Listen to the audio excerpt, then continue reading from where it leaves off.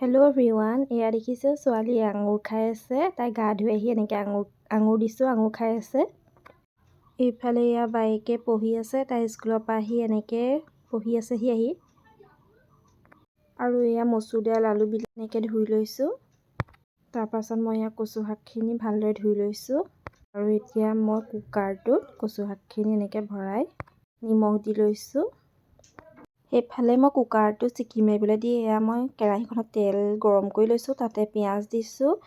এতিয়া মই ভালদৰে লৰাই আছোঁ। এয়া কাচকল আৰু আলু এনেকৈ ভাজিছোঁ, দেখিছে। তাত মই নিমখ আৰু হালধি দি অলপ লৰাই দিছোঁ।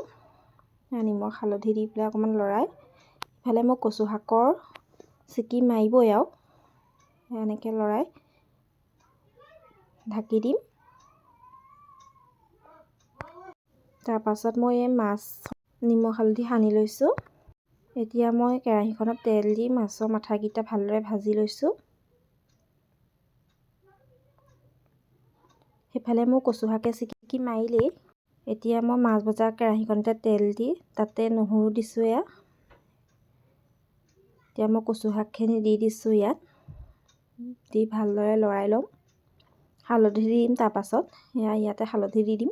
এয়া হালধি দিলোঁ। এতিয়া লৰাই আছোঁ,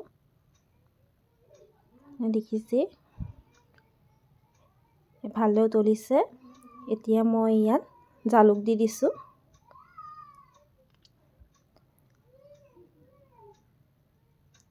তাৰপাছত মই ইয়াত মাছৰ মাথাখিনি ভাজি থোৱা দি দিম। মই আগতেই ভালদৰে কচু শাকখিনি ঘুটনি মাৰি ল'লোঁ। এয়া মোৰ কচু শাক ৰেডি হৈ গ'ল। এয়া দেখিছে আপোনালোকে। এইফালে এয়া ছোৱালীয়ে নাচিবলৈ ক'লত নাচি দেখাইছে। এয়া তাই বৰ ফূৰ্তি, মই এনেকৈ ভিডিঅ' কৰা দেখি। দেখিছে তাইক। আজি থালিখন মই এনেদৰে সজাই লৈছোঁ। মোৰ ভিডিঅ'টো চাই কেনেকুৱা পালে আপোনালোকে জনাব দেই।